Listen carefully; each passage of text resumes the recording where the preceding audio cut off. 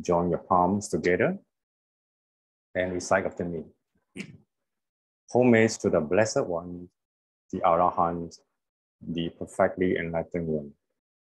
Homage to the Blessed One, the Arahant, the perfectly enlightened one. Homage to the Blessed One, the Arahant, the perfectly enlightened one. Thank you very much.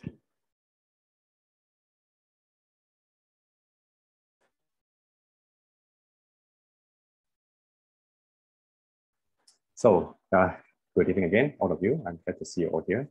So, as many of you are my Facebook friends, I believe. So, as you know, I just got back from Malaysia.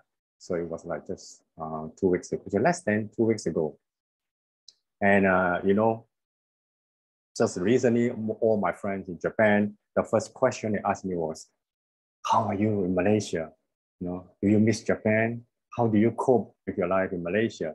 So the first thing, of course, you know, you all know is Malaysia is so hot, right? These days, 35 degrees, 36 degrees. So I told my friends sometimes that, well, I joke with my Malaysian friend, I say that I really pay tahan. Pay tahan actually is a Malay word. It means that I really kind of push to my limit, yeah, to try to embrace the temperature here in Malaysia. Yes, that is, you know, to embrace the hot temperature in Malaysia. There's one topic, part of the topic that we're going to talk about tonight, how to listen compassionately to our loved ones and to our colleagues, to our friends, to our people at work. Okay, so back to the temperature, because it's so hot in Malaysia, and this is my sleeping room. Yeah, this is my room. So my room has no air conditioning. Yeah? So for the past few days, at night time, it was like around 30 degrees Celsius. It was really hot with just a fan running around. So in order to sleep, I have to go downstairs to the living room where we have a big air conditioner, right? So, but the problem is our house got 4 rooms, yeah? And all the rooms are with air conditioning. So my mom has warned us in the beginning that, well, when you come home, you know, do not turn on the aircon at night. We cannot turn on the aircon at the same time because she's afraid that you overload the whole electrical system.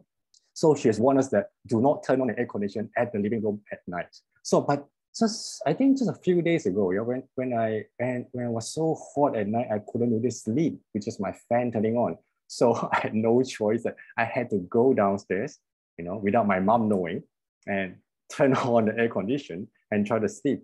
But you know, when you do something like that, you know, of course you'll be caught and you'll be fine. So the worst thing was, and I think it was like 1 a.m. in the morning, you know, my mom slowly crept in the living room. I don't know how she knew it. She just came in and she was shocked to find me sleeping in the living room with the air conditioning running. So she was so worried, you know. She was saying, oh no, what are you doing? Stop. But I knew that, you know, that was in the middle of the night. I was so sleepy. I was tired. I was feeling too warm. And I just said, I want some sleep, mom. Okay, you know, I just turn it off, go back to my room. And, you know, in my mind, I'm saying that, leave me alone. I want some sleep. Okay, then actually I say to her, okay, mom, turn it off. I go back to my room. That's it, you know, case closed. Stop complaining about it. So I went back to my room, but then after 10 minutes, yeah, because my mom slowly climbed down the stairs. You know, these days she hardly walk, you know, properly. So she comes the stairs and she knocked on my door. And then I was like, what, mom? Now what? That was in my mind. Yeah? I was really kind of yelling and screaming, what now? So my mom said that, you know, she looked so worried in her face and said like, oh, is it okay here? You know, it's so warm. You need air condition? I was like, well, you just told me not to use air conditioner, right? So what am I going to do? That was in my mind. I start to feel that there is this kind of emotional kind of, a little bit of anger started to arise in my mind because it's the middle of the night, I need some sleep. But then I knew that I shouldn't and I cannot let go my steam in front of my mom. So I stay quiet, you know, and see what's going to say. But what shocked me next was she started to tell me, started to show me something that I started to understand what is worrying her, you know. And then she said something which I could never forget. She said that, well, you know, I feel so sorry for you, you know, all your sisters living in they all have air conditioning, they sleep comfortably, but only you know, poor you don't have a proper room, proper comfortable, air conditioning room to sleep on. So she felt that kind of remorse. You know? She really felt sorry, and that was not it. And then it went on to more remorse that she has been feeling towards me. And then she started talking about, oh, you know, when you are in high school, I was so busy working, I didn't spend enough time, I felt so sorry. So the thing is, from the beginning, with the air condition thing, and then the story evolved to how my mom is feeling sorry to all of us. Yeah, how she felt that she didn't do enough for us to give us like a more comfortable life. So what I'm trying to say is, well, I could expect a little kind of conflict, you know, that could be evolved into a conflict if I let go of my steam, you know, initiate at her and shut her off. But instead, I didn't. I kept quiet. I listened to her, and then I found, oh, what she really worried is actually about our well-being, and that is love. Yeah. So I learned from this point that how important is listening in this case. Yeah, if I chose not to listen to her, if I chose to go to sleep immediately, if I chose to ignore her in the middle of the night, I think I might have hurt her in the first place. Second place, I think I could never be able to listen to understand what she really feels about us, you know, our siblings, how she loves us. Well, she never told us about it. But from this instance, I could really feel, I feel I'm connected with my mother in that night. And at the end, we end up spending about 1 hour to 2 hours. I just talking to her, you know, talking about the past, talking about the present, talking about the future. And that was one of the most memorable nights I had in last week that I spent with my mom. Okay, that is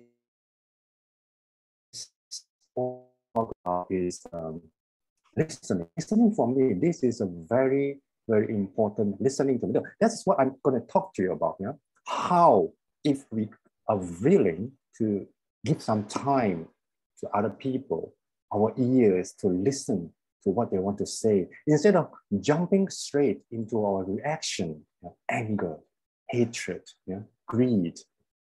So we try to, postpone our reactivity, postpone our reactivity. Instead, we try to listen.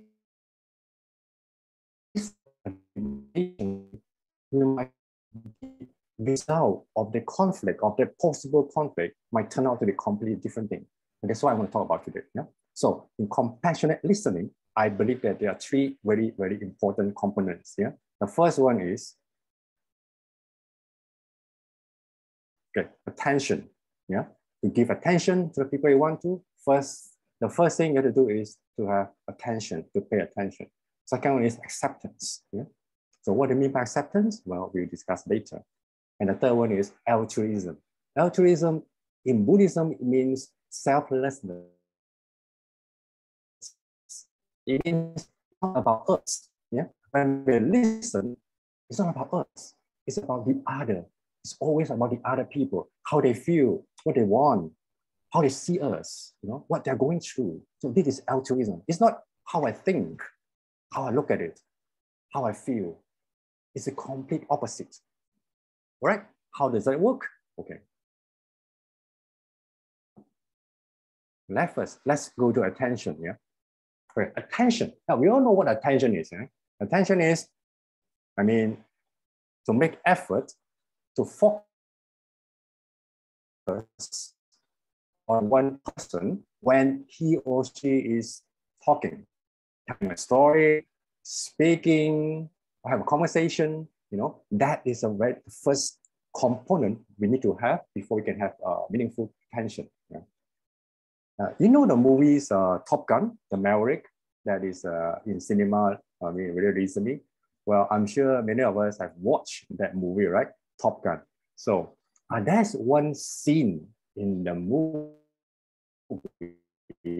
that I think is very, kind of interesting for me. Okay, there was this, Tom Cruise, the forever young, handsome Tom Cruise, he went to this bar in Navy base, and then he kind of bumped into his ex-girlfriend, right? Who happened to be the boss of the bar. Okay, what happened was, and when they were having a conversation, Tom Hanks accidentally put his smartphone or cell phone on the bar table. And then immediately, the lady at the bar rang the bell, yeah? You know what happened when they rang the bell in the bar? It means that this person is going to buy everyone a free drink that night, yeah? So, there are like hundreds of people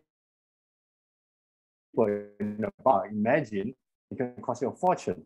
Okay, the point is, why does the bar have this kind of rule of not putting a cell phone or a smartphone on a bar table? You shouldn't take out your cell phone and put it on the table. This is against the rule. So I was quite interested, So I went on to check online and I checked the movie Top Gun, Rules of Bar, yeah. And I found that this bar actually existed. Actually, it's true. It's a real bar. And what happened is they have 3 rules, yeah. The first thing is, when you're in a bar, you shouldn't wear hats, yeah, no hats. And you don't touch the airplanes hanging from the ceiling. Third one is no cell phones. So it became clear to me that a bar is a place for people to connect, to make friends, to communicate, right? So no hats mean that, in the Western world, having a hat on you is quite rude.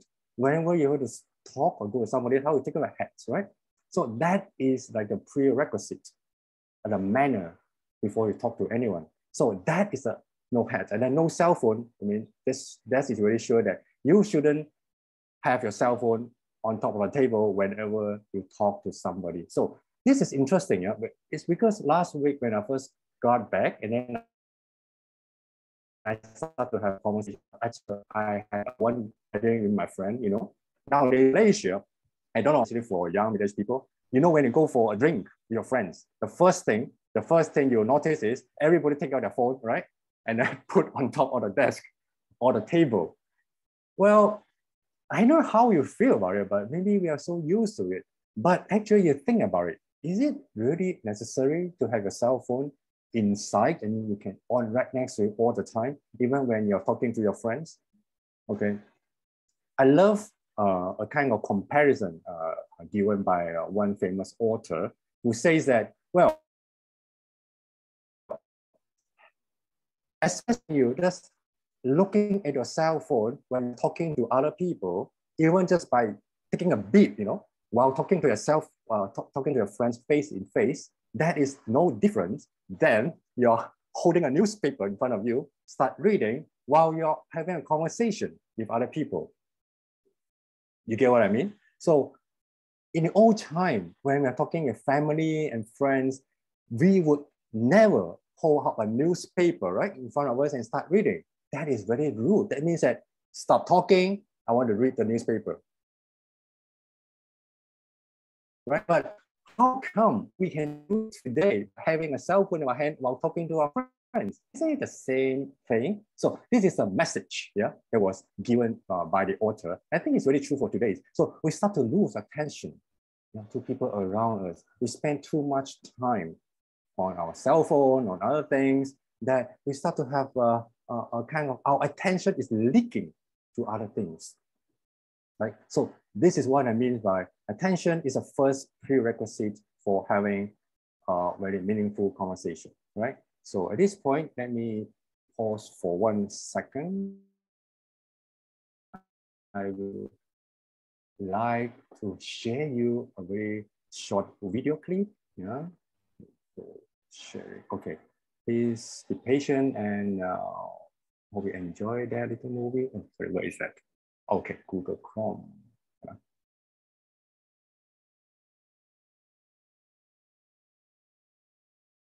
Okay. Please bear with me, yeah? It's just about 2 minutes. It's a very meaningful clip. I hope you enjoy it.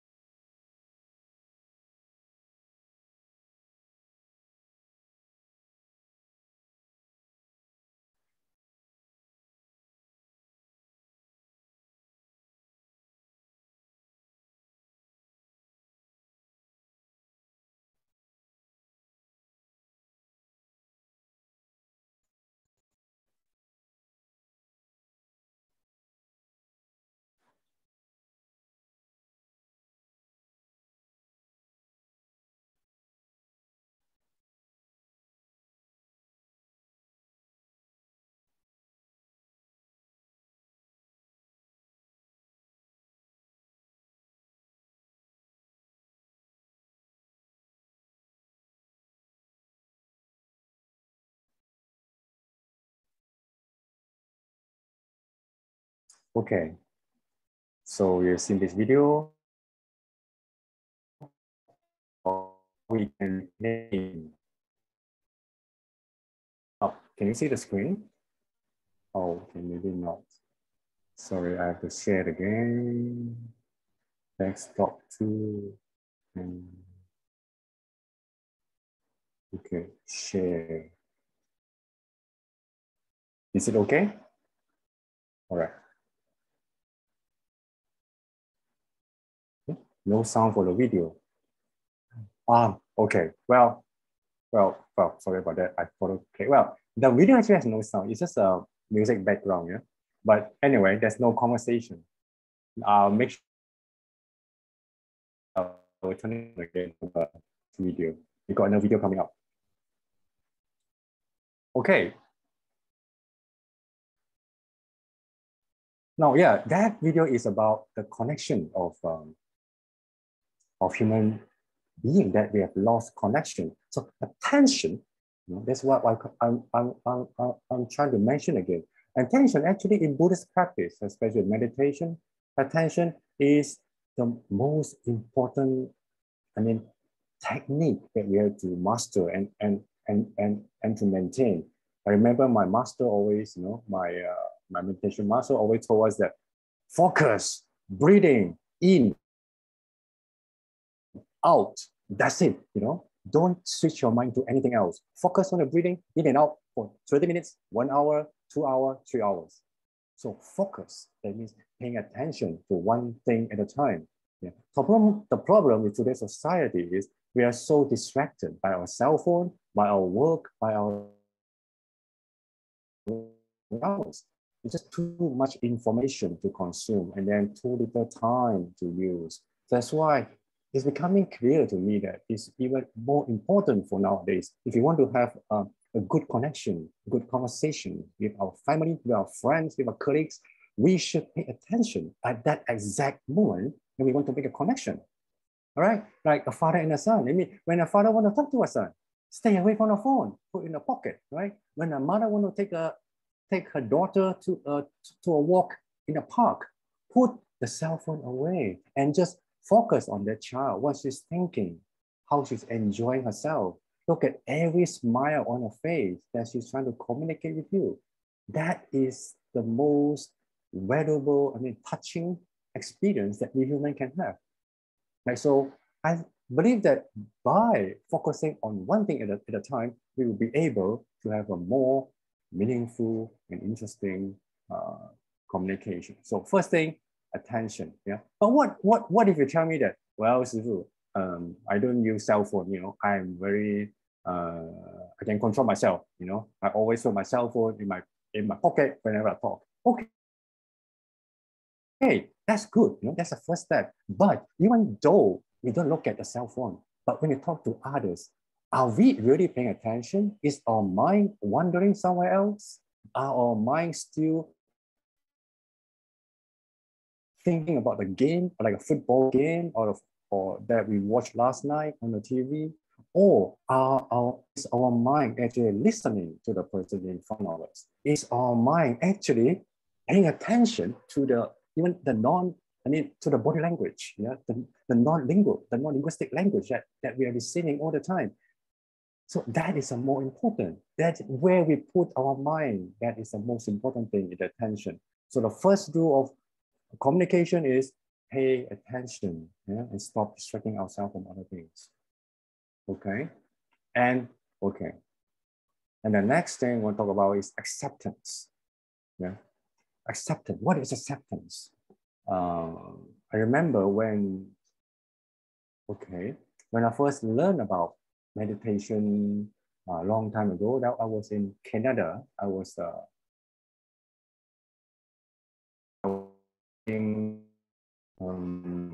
was studying in Canada, and I remember there was this elderly lady. There was one of my best friend in Canada. His name is Biona. You know, I remember she is in a Buddhist center where I learned meditation.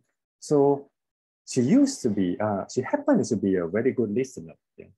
So whenever I have problems, so I remember at that time I do have some problem in my studying, in my relationship, and my life as a foreign student in Canada. So I remember very well whenever I go to talk to her, whenever I going to like complain or make kind of tell her about my worries and my feelings, she always give me that kind of look. First is attention. Listen. And then also is nothing else. You say, yeah, right, yeah, I know how hard it is. Yes. No, she never judge. She never said that, oh, you should do this, you should do that. Why don't you try that? No, zero. She gave me no advice at all. All she did was just, yeah, I know. Yes, I understand. Yeah, this is what I call acceptance. Yeah. Maybe we also remember sometime when we talk to our best friend regarding, I don't know, anything about our life. If I'm sure there are some people that we love to talk to who doesn't really give us advice. Yeah. The people who accept us as who we are, the people who say, yes, you have the right to feel anger, to feel angry. You can be yourself. You know, this is what I call acceptance. So if on our side, we can create this kind of environment for our family, for our friends. So this is what I call a very harmonious relationship that we can have for other people. Okay, for example, just I think last week, yeah, I went to climb a mountain in Ipoh. It's my hometown. So this is one of my friends. She's actually taking her son along with us. Yeah, her son is really young, only about 6, 7 years old. So what happened was his son was playing was to climb the mountain. The route is really steep. Yeah, we're only halfway through, and he was already complaining. Oh wow, it's so hard. I'm dying. I'm so tired. And he stopped. You can imagine, like, he became emotional. So what surprised me was, instead of her mom going to him and say, come on, a little bit more, you can do it, boy, come on. No, she didn't say that. What surprised me was she actually went to the son and telling that, yeah, I know, it's hard, isn't it? Yeah, I know. That's it, she didn't say much. And then she continued to walk. And after 1-2 minutes, I saw the son start walking again. As if he has forgotten, like just 1 minute ago, he was complaining that he was going to die, but he didn't. Somehow, I mean, from her mother's reaction in that short period of time, I can see how his emotion has been tempered, yeah, and then how he can feel like her mom understand her. Yeah, at that moment, he kind of could move forward, without thinking too much about the suffering that he's going through by forcing himself to climb a mountain. So, are we accepting the children is having the emotional time? Are we accepting that, yes, you can complain. Yes, I know it's hard. By just saying that is acceptance, okay? Even in Buddhism, I know there's a very famous phrase that I'm sure many of us have heard. It's called qi cha qu. It is translated as just go drink tea. Yeah. Actually, this was happened in one of the very famous koan. Koan in Chinese, it is a Zen practice. Yeah. So what happened in this in China, there was this very famous Zen monk, yeah, who was famous because he has some insight in meditation. He has gained some enlightenment in meditation. So many people went to see him, asking for advice. Okay, many people come and go, oh, master, I went through this kind of situation, meditation. What should I do? And then instead of answering their question, the master always give the same answer. Qi cha qu. It means that go drink tea, stop talking. The next person who came said, oh, master, I got some problem with my family, my wife, da da da da da. And then the next thing he say is qi cha qu, just go drink tea. So his student wondering why did this famous master never answer the questions raised by the disciples or the students. What happened? What is he doing? Why every time just tell people to go and drink tea without giving them answers? Now, if we look back, now we are studying this koan, and then we try to understand, yes, that is exactly the Zen spirit. What is it? Acceptance. What do you mean by acceptance? It means that the master is trying to tell his disciples who came with all the problems in life, tell them that accept your present situation, accept your present moment. Yes, I know they are suffering. But, I heard you, I saw you, I don't judge you, I don't say you're right or wrong. I just say, go and drink tea. Go and drink tea means that enjoy the present moment. Now you're here. Now you're not with your problem. Now you're with me. Just enjoy the tea that's in front of you. So this is exactly what I mean by acceptance. Yeah, we don't judge people by telling them what is right or wrong. We don't give them advice on what they should do with their life problem. Instead, we accept them that, okay, I know you feel bad. I know you feel sad.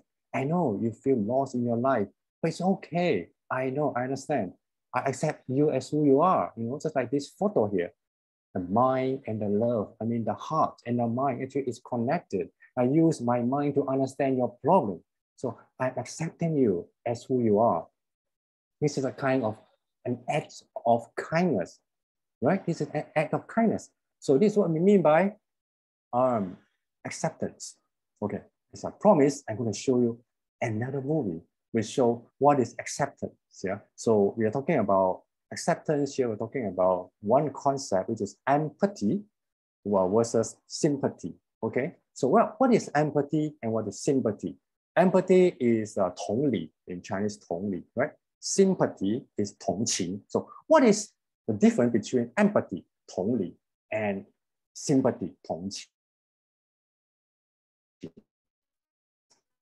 Let me stop this and I show this movie. This time I make sure I turn on the sound. Okay, it's on Chrome.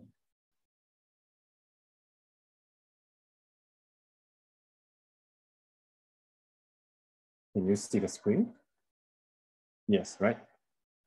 Okay, let's watch this. 1 minute. Well, 2 minutes, maybe. And to me, I always think of empathy as kind of sacred space when someone's kind of in a deep hole and they shout, it's dark, I'm overwhelmed. And then we look and we say, hey, you climb down.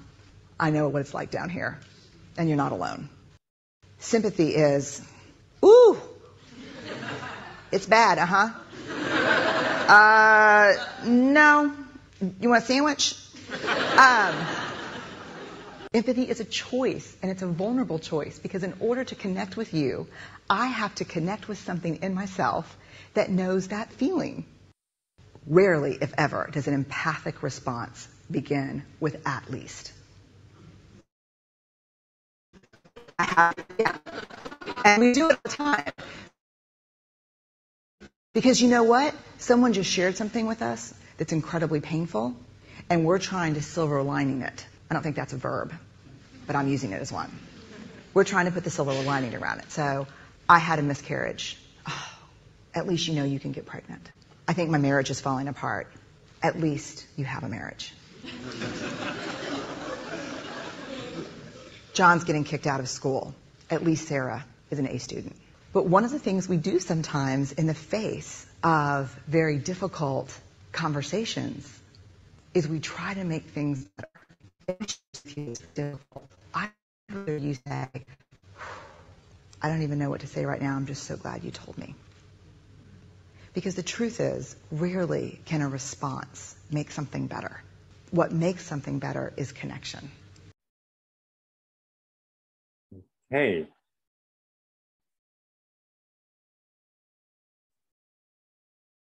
You share the same thing.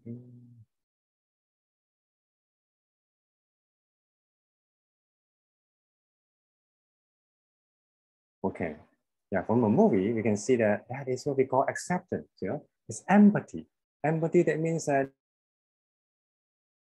you don't always have to give advice to friends. You don't always have to make things better for them. Listening is accepting who they are, where they are, and we go near to them, put in their shoe, put on their shoe, and try to feel what they feel.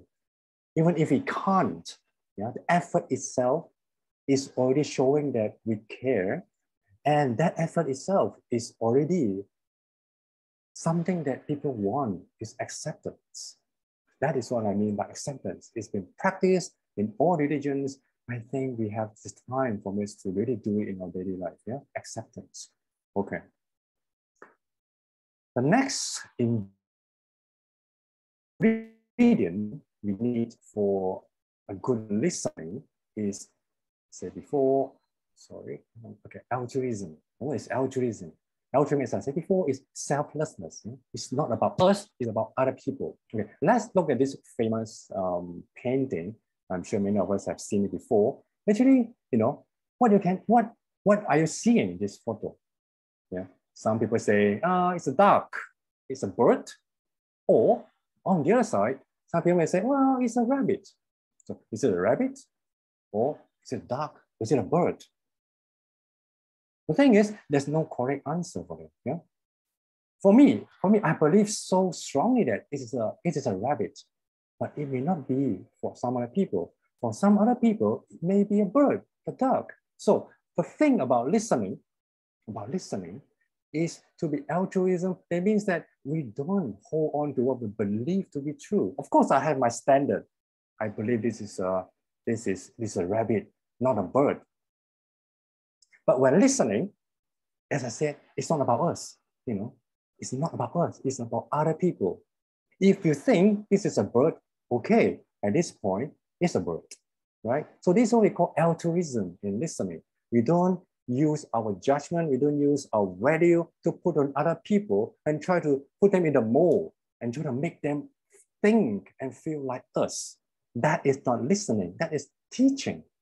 The teaching is another method. Listening is just we go along with how they think and how they feel. So that is a compassionate way of being together with other people. I remember there's a famous story in the sutra, in the Buddhist scripture, which says that there was once, the Buddha saw a young man. He was praying with different directions, the 6 directions by the river. So the Buddha approached him and asked, "Hey, young man, what are you doing?" And the young man said, "Well, this is a ritual that my father taught me. Yeah, we pray to the 6 different directions. Each represent a kind of a god. So by praying, we ask protection from the gods. So that's make us, I mean, that protect our family and myself. And the Buddha listened, heard about it, but you know that, with Buddhism, we do not believe that praying to a god, I mean, to a deity actually help us. This is not the Buddhist way. So, but instead of correcting his misunderstanding about the reality, the Buddha said, oh yeah, oh, you know what? This is a very good practice. But you know what? We have similar practice in Buddhism too. Well, you see, would the Buddha use a very kind of interesting way of talking to him? He said, yeah, we do. We pray for six direction. Of course, this immediately raised the curiosity from the young man. And then he asked, oh, really? So what is it? Please tell me. Okay. And the Buddha said, well, we pray like, six different directions. We pray to the first direction. And we say that is to our teacher, to our teacher who gave us, who used the effort to teach us. So we pray and thank them. And the next direction, we pray to our parents. And the next direction, we pray to our friends and to our family, and so on and so on. So by changing the mood or by giving a new meaning to the same practice to the young man, he accepted, he was so happy that, oh, really? Oh, now I understand, by paying prostration, by praying to this sixth direction, actually means that I'm saying thank you to all the people around me. It's not really a superstitious practice that asks for protection. It's a way of saying thank you to the people who have been kind to me, who have helped me.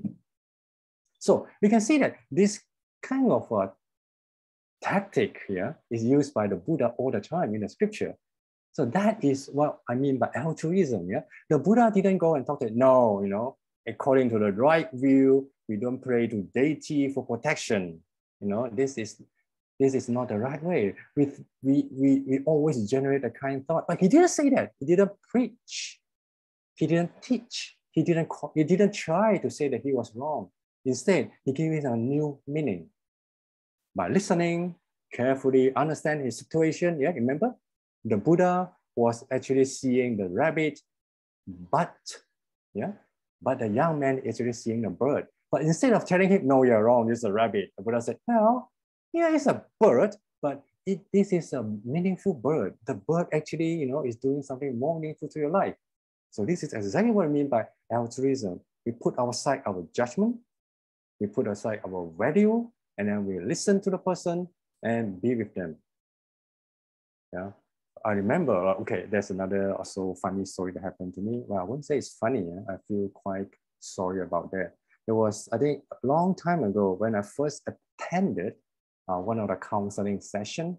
I was joining a counseling session to learn to be a counselor. So there was this kind of a group work. Yeah, we were learning, we were practicing to be listening. Yeah, as I'm talking about tonight, how to listen carefully when I'm talking to people. So we were being put into a group of two people. Yeah, but so happened I was paired with this young girl. I think she was in her 25 or something. Anyway, so what we had to do is she has to tell me a sentence to describe her feeling, her emotions. Anything she wants to say that describe her emotions. But me, as a listener, I have to respond to her how I understand it. Yeah, you see what I'm saying? You tell me one thing, I respond to you to let you know that I understand what you are saying. Okay.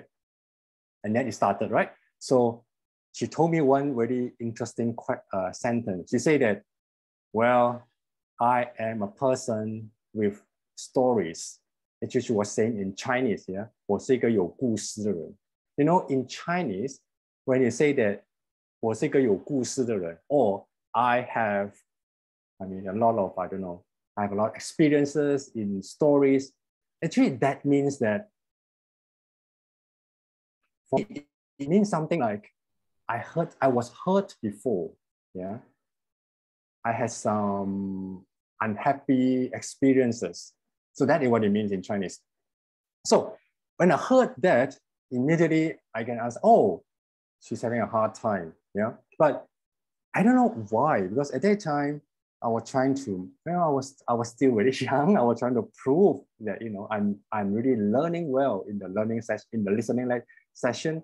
So I tried to prove that, oh, I'm good. You know, I could understand, I could guess what I'm saying. So immediately I say my answer without thinking much. I said, I know, you know, because she's a girl, she's at this age. Immediately I said, oh, you must have just broken up with your boyfriend. Am I right? No, it wasn't a fact. It was by blind guess. But because of her age and because of her face when she's telling me that she has some stories, I kind of guessed that, yeah, that must be something to do with relationships. But what happened is when the girl just heard my answer, she broke into tears right away. You know, she was crying and then she was sobbing.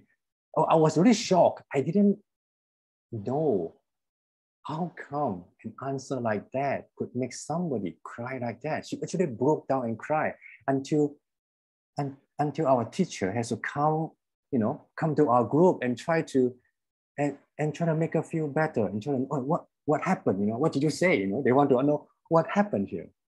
So what I'm trying to say is,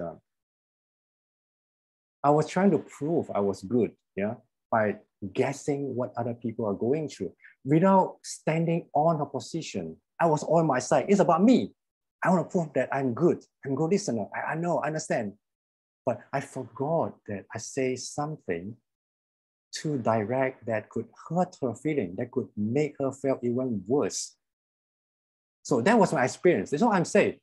If you want to listen, you know, of course, altruism is a higher standard of listening. Yeah, it's a kind of higher level of listening. We try to let go of ourselves. It's not that I want to prove I'm kind. It's not that I want to prove I'm good. It's not to prove that I'm better than you. It's not to prove that I'm a positive thinker. No, it's completely about the other people, yeah, not us. All right, so that is altruism. All right, so I hope, sorry, where is my page?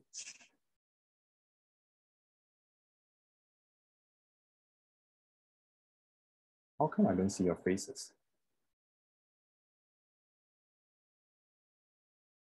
But anyway, okay, all right, are you okay with it? So we've talked about three things, right? One is attention, acceptance, and altruism. These are the three most important ingredients to be a good listener. Okay, now let's do some tests. Now, what do I mean some tests? I'm going to give you a scenario, a question, and then I give you 5 choices. And then you let me know your answers. All right? Okay. First, let's try this. It's a scenario. Okay. Your newly graduated nephew has just got a job interview, and he say to you that I'm worried that I will fail again, just like the last interview. Okay. All right. You're okay with this scenario? Your nephew told you that your nephew is going for a job interview. He failed the first time. Now he's worried that he will fail again. He will not do good again. Okay, what will you respond? What do we tell him in situation? Okay, I give 5 choices and see what you think. Okay, first one is, no, it won't happen, boy. Be confident and you will succeed. All right, positive. Second is, well, why don't you talk to your friends who have succeeded for advice? Right? Fair, right? Okay. The third one is, don't be pessimistic. How can you think so negatively? Does it sound familiar? Well, the fourth answer is, well, you feel worried due to your past experience of failure. It seems that you are not confident of going for an interview. Okay, this is one way of answer. And the fifth one is, it's normal for new graduates. Come on, failure is good for all of us. Well, so they're thinking. Okay, now if you like, please choose your answer 1 to 5 and just say, put a number if you want to take part in this. What do you think? I see number 1, number 5, number 2. Some people say number 4. Okay. Oh, I will say no worries. Fail makes you success in future. Yeah, I love that answer too. Yes. Number 5, number 2. Okay, more answers. Number 5, okay, seems that number 5 has the highest vote. 1 or 2? No, it won't. Be confident. Number 4, okay, some people choose number 4. It's the longest answer. Okay, let's go to one at a time before I actually tell you, before I actually tell what I feel,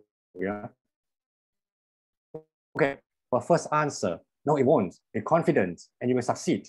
Okay, number 1, it's actually this is something that we try to, I can understand that, when we say that we are trying to give our nephew, we try to make him feel that, it's okay, don't worry, you'll be fine, just be confident and you'll be succeed. So what does that mean? Be confident. You're trying to give advice, isn't it? So giving advice, So remember when we said before, what is acceptance? Acceptance in part of listening, acceptance means that, well, we can give advice, but advice can come later, right? Advice may come later. First, listening, the first step of listening is to what? Not to give advice first, right? Okay, how about a second answer? Why don't you talk to your friends who have succeeded for advice? Well, actually, this is a very fair advice. This is good and it's correct. But now we're talking about listening, right? So listening actually doesn't give advice at this moment. Do you know what I'm saying? All right. Okay, and the third one, don't be pessimistic. How can you think so negatively? What is it? Judgment, right? Judging. You see the word negative, when somebody is really feeling down and not confident, we're actually judging them and say, don't be so negative, cheer up. You see, what is it? This is judgment. Do that all the time, don't we?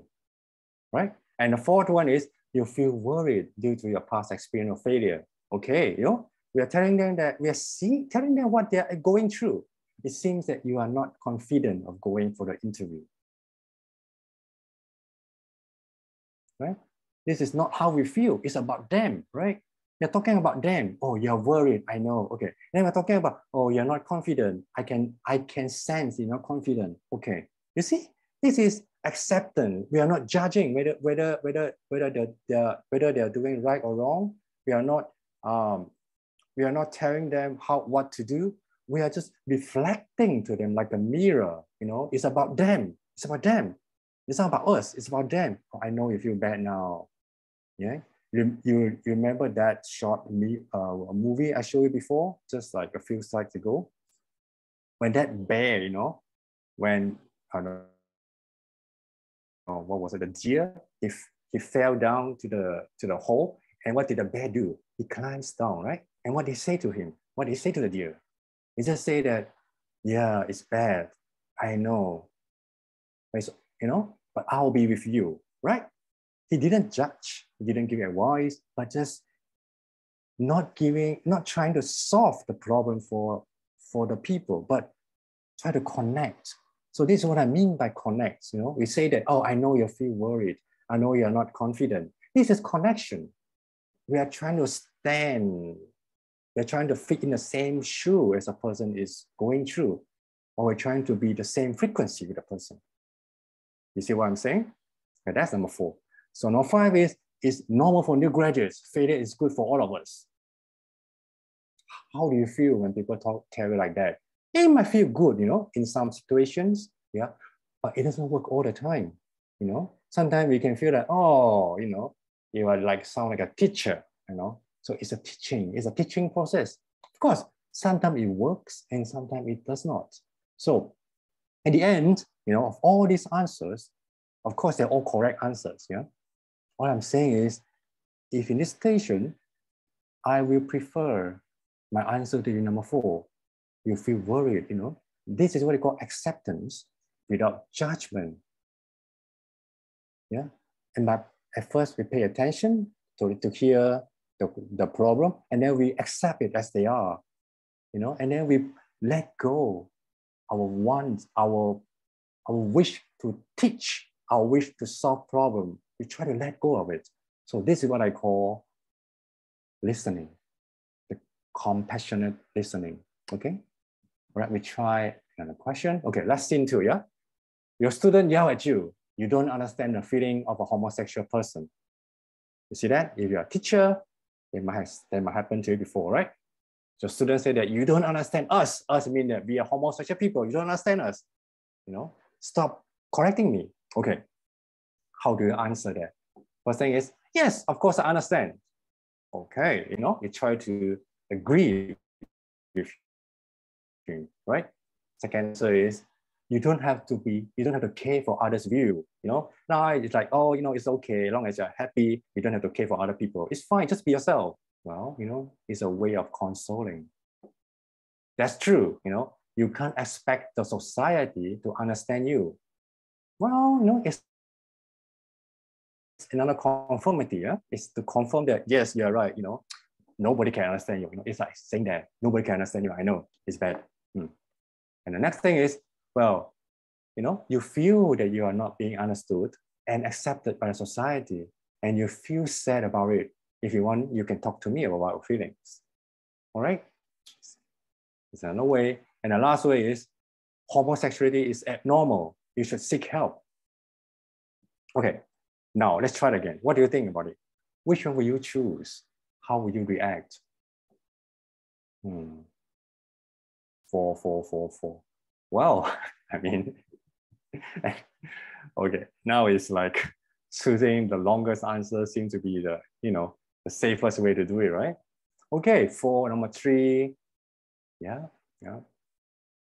exactly, yeah. Okay, let's go to number 1. They say, okay, yes, of course, I understand. Okay, what do you mean by that? You know, yeah, you try to approve, you know, but it is, of course, I understand, you know. This feels like, but actually ask yourself, do you really understand?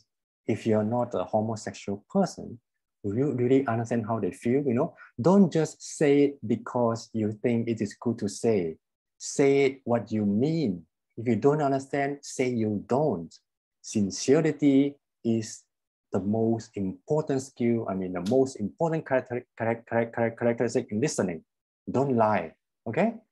So it's not a good answer, I think. Okay, you don't have to be care for others' view. Yeah, it sounds like advice again, right?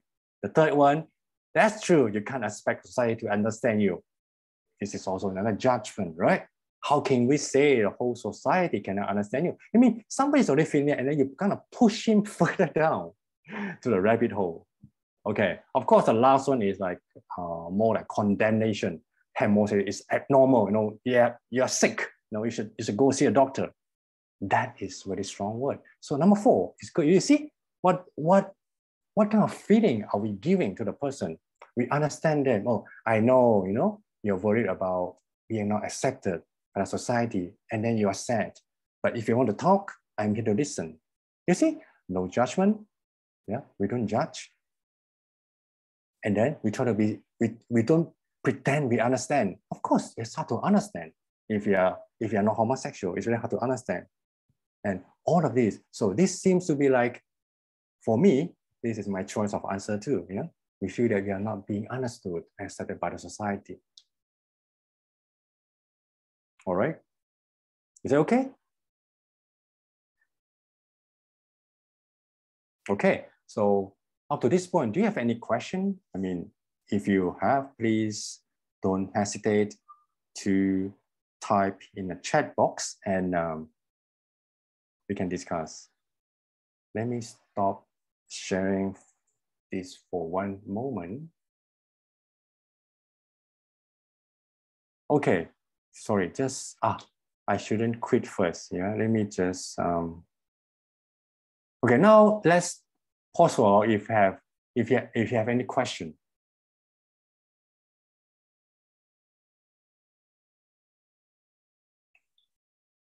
Okay, Shen, turn on your. So, Faster, you're done with your sharing? Yeah, I think if you have a question, we can try to have a discussion or something, and then we can, if you have time, I will come back to show you more scenarios. Let's see if we have questions now. Right, thank you, Venerable, for the great sharing. Now, if any one of you has got any question, please feel free to type in the chat box so that I can read it out on your behalf. So in the meantime, in order to buy some time for everyone, I think maybe I can start the first questions. Yes, please. Okay. So of course, I agree that if you are able to see things and feel things from others' perspective, there'll be less hatreds and grievances in relationships. Nevertheless, humans being humans, we do not like to be taken advantage of or even bullied. So in certain cases, when you feel that the other party is not being nice to you, but you can't really stop them from doing so. So what do you think is the best way to treat the situation? Okay. Yeah, so not to let people taking advantage of us, I mean, being too soft and too nice, right? Yes. Okay, so what I'm saying here is like, when I'm talking about paying attention, yeah, and then being acceptance, actually paying attention is not only paying attention to the other people, it's also paying attention to ourselves. When somebody says some words, something that we have a reaction, we feel angry, or we feel maybe envy sometimes, or we feel kind of hurt. So these are the natural emotions that we have in our mind. It's something that we cannot control usually. You know, if you are not really trained, I mean, we are not really going to like Buddhist practice deeply enough, these emotions arise and usually out of control. So paying attention is actually not just outward, but also inwardly, how we see our reaction to that situation. If we can do that, whether it's anger, or whether it's hatred, I'm sure that is fine. Like I say, as I say in the very beginning, towards my mother, who woke me up in the middle of the night and tried to tell me to turn off the aircon because it's not safe. Yeah, I have to admit that at that point I was a little bit angry. You know, I cannot really control, because immediately that kind of emotion just arose, because you've been woke up in the middle of the night when you're having a good night's sleep and you were trying to struggle with the heat, you know, of the environment. I admit that I have that kind of feeling, but that is attention, paying attention to myself and to other people. That's the first step. And then if I could really pay attention to it and know what's coming up, I think we are giving us a chance to choose what to do next. You see, if we can stop a while and pay attention to how I'm feeling, you stop and think, oh, am I feeling angry? Am I not? Yes, I'm angry. But if just by that action itself, pause for 1 second, and that changes everything. The next reaction, we are able to think, oh, how should I react? So what I'm saying about listening is, we listen to other people, we listen to ourselves, and then we don't react immediately out of anger. Imagine if I reacted, if I shouted at my mom, oh, you want to sleep, just, you know, just forget it, you know, let me sleep. She'll be hurt. I will be hurt. And she will be cooking for me for the next 2 days. That's pretty bad, yeah? So what I'm saying is, yes, of course, in the society, in workplace, some people, you know, we know that some people actually can take advantage of us. But how do we deal with them? Should we yell back? Should we, I don't know, do the same thing to them? I think it's a choice. But do we give ourselves a choice? Sometimes we don't. If we don't pay attention to how our feeling is, if we don't stop for even 1 second before we react, we don't give ourselves a choice to choose a wiser way of reacting. If we don't do that, we yell. That makes things worse, right? Well, yelling back maybe can help you stop the person from taking advantage, only if you know what you're doing. You know what I mean? If you're yelling back, it's after you think about it, yeah, it's too much. I need to show him or her that that is the limit. Do not cross the line. Okay, that is after we know we are angry, after we know that we have to do something, then we decided to react in an angry way. I mean, that is fair. We thought about it. We chose, we have the option. What happened in the society is most people react without thinking. Yeah, you just go, you just watch on the highway, you know. If one people just, let's say, just cut you, you know, right in front of you, what's your reaction? If you're like, what? You know, and then you just chase after him, try to cross over, that is foolish. You know, what are we doing? We're trying to let go our anger in a way that is causing us harm and causing other people harm. So that option is bad, it's wrong. But instead, we take 1 second, think, oh, maybe, yeah, I'm angry. Yes. That's rude.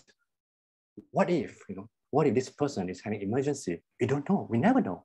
And by just having that thought, we may choose a completely different path, reaction. We may not chase over the guy or the girl. We may just be a little bit more steady, you know, or you might just honk, you know. That's better than chasing after. So that's the difference between whether we do it consciously to choose our reaction to the situation. So yeah, I think you're completely right. Some people take advantage of us. If we know that, yes, and we feel angry, yes, it's valid, we feel angry. But think for 1-2 seconds, yeah, that is attention. Pay attention to our mind. This is called Buddhist practice. Buddhist practice always says that don't react to your emotions. Pay attention to it. See how your emotion rises. See how it kind of, see your emotion goes, comes and goes. No, it's impermanence. So if we react just based on our emotion, it's dangerous, it's not wise, it's hurting ourselves and other people. So this is exactly what the Buddha taught us. Pay attention to our emotions, see how it rises, and then choose our action. By doing so, I'm sure we know how to handle all situations. But that is my answer, yeah. Thank you very much for your answer. But I can see question coming in the chat box. Let me read it out. My 4-year-old said, I'm not listening to him. I know he wants attention. I fear he's not listening to me either. Just want me to listen to him. So how should I handle this? Okay, yeah, let me go back to that, to the example of my friends, right? Was talking about when we were hiking the mountain, you know, well, we actually, when the boy was actually crying there and say, oh, you know, I'm dying, I'm so tired. Actually, I mean, for a normal person, you know, we might think that, yeah, he wants attention, right? Definitely, you know, a boy wants to be pampered at the time. He was really tired, you know, he doesn't want to continue. He was saying, oh, I'm dying. But that saying might be just that we don't know, but we might think that he's want attention. I think this is just like what you're saying here. You know, my 4-year-old say that I'm not listening. I know he wants attention. I feel he's not listening to me either. Just want me to listen to him. But how to deal with this? Yes. So my friend, I think he did the very good reaction by just reflecting to him what he's going through. Yeah, it's hard, isn't it? Yeah, I know, it's okay. So I don't know. I think that is why, I mean, listening even to an adult, to a boy, if we can, like a mirror, we reflect to them what they're going through. Yeah, I know, it's hard. Yes, I know you're bored. Yes, I know you might feel sad to say good night to your PlayStation 5, whatever. Yeah, they want to keep playing the game, the computer games, and without going to bed. If you stop them, they'll cry, right? So what happened is, yes, instead of scolding, oh, no, stop playing, you know, got school tomorrow, and then start yelling. But instead of doing that, we try to understand that, yeah, I know you feel sad, yeah, to say good night to your games. I know it's hard, but, you know, it's okay, you know. Yeah, I mean, I understand. That's it, you know, maybe it's just stop there and see how the child will react to that. Make him feel that he's listened to, his answer by reflecting like a mirror to them. Yeah, I know you feel sad. Maybe that's it. You know, sometimes we see how he reacts. And when they say, oh, you keep crying, yeah, I know you're bored. just keep doing it. And, you know, I don't know how it will end, you know, but I think this is a message, yeah, of about the listening, how to listening skillfully to make people feel that we are with them. We are not against them. Yeah. And now you say that, yeah, I know he wants attention. You see, this is a judgment. I know he wants attention. I know. But actually, compassionate listening, you know, it's about how we feel. It's about, at this point, it's about how the other person is feeling. So maybe you can try that and see how it goes. All right, so I don't see any more questions coming in the chat box. So Okay. I think most of participants maybe here knows how to handle the situations most of the time. Okay. Oh, you yeah. Still got a bit of time, right? Sorry. Yeah, we do Okay, yeah. about 2 minutes more. Oh, yeah, Okay. I see the next question coming in from Sharon. This is the question. How do you practice compassion, listening if someone keeps sharing negativity and not being affected by them? Yeah, this is very difficult. Yeah, when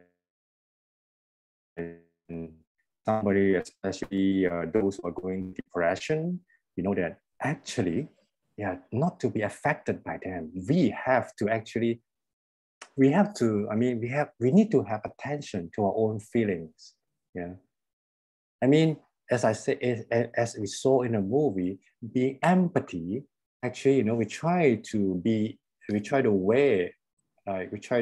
stand on the same shoe as the other person, but that sometimes we may be affected.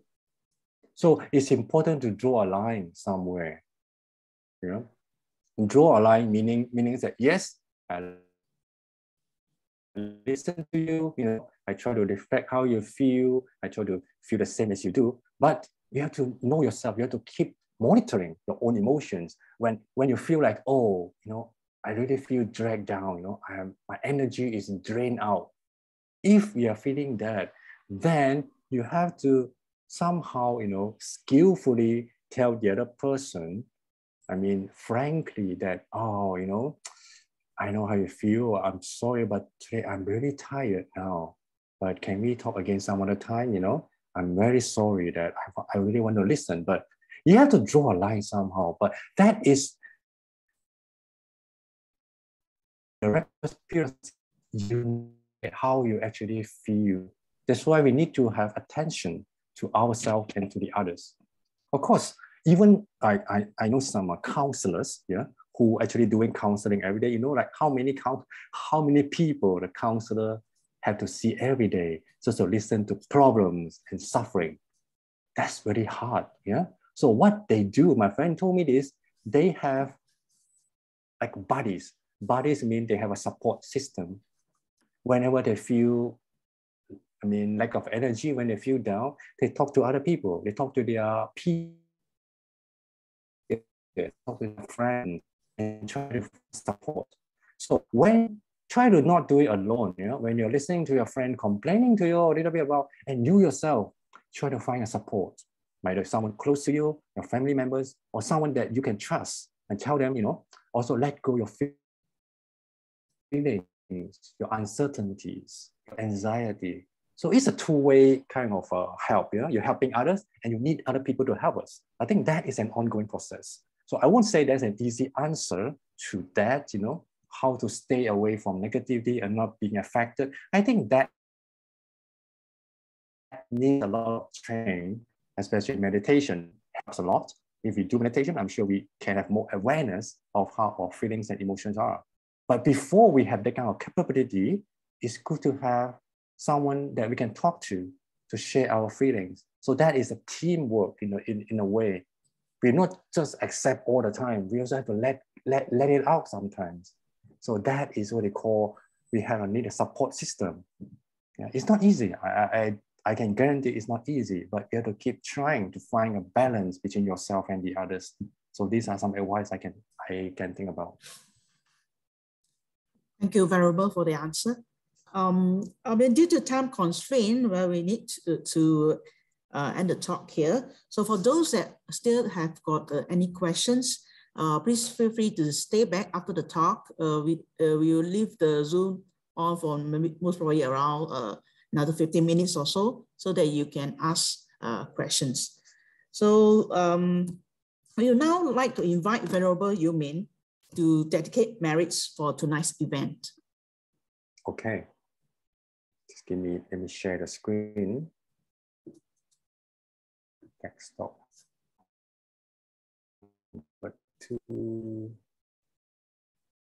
Okay. Let me just, before we do dedication, let me just do a very quick summary. So today we talk about compassionate listening. Yeah. We talk about attention. We talk about acceptance. We talk about altruism. Attention means paying attention to others' needs and our emotions. That attention, give time to others. There's a kind of kindness that we can give to others.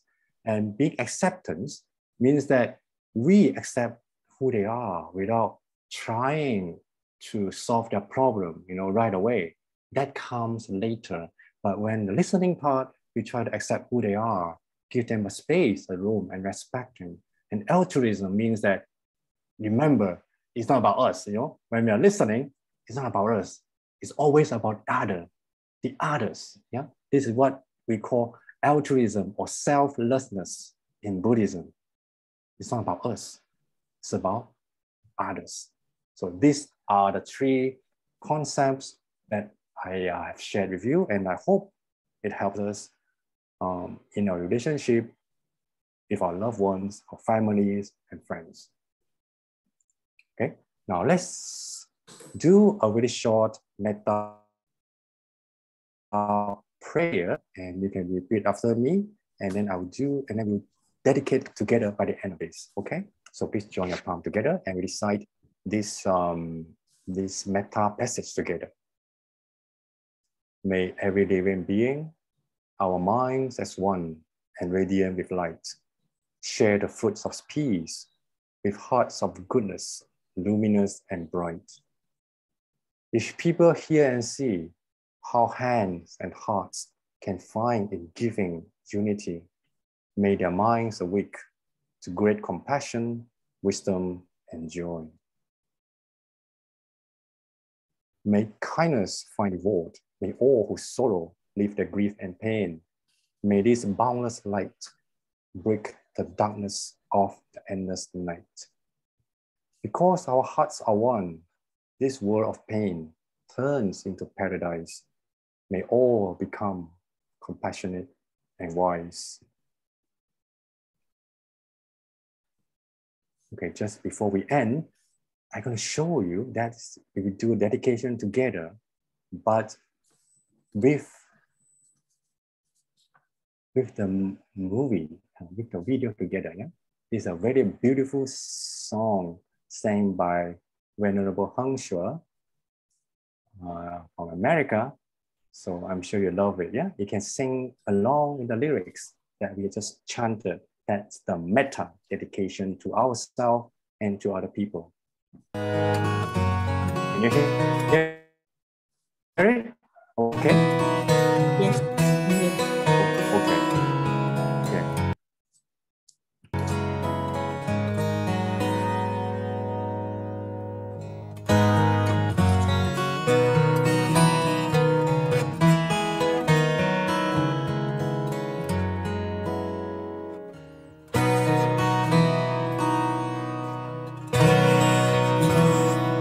May every living being, our minds as one and radiant with light, share the fruits of peace with hearts of goodness, luminous and bright.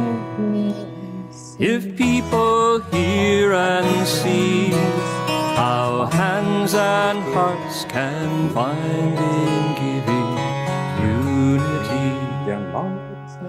may their minds awake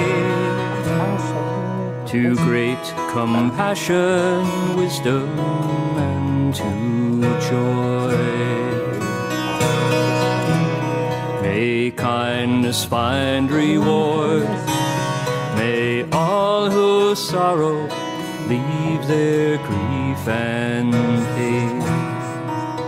May this boundless light break the darkness of their endless night. Because our hearts are one, this world of pain turns into paradise. May all become compassionate and wise. May all become compassionate and wise.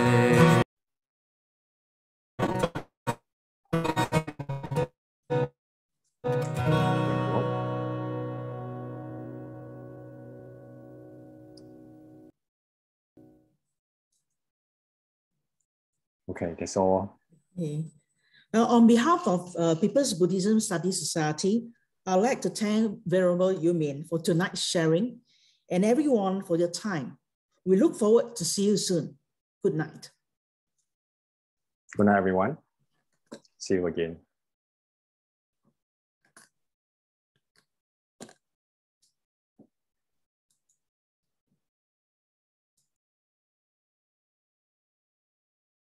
Sensei, こんばんは。先生、聞こえますか？板垣先生。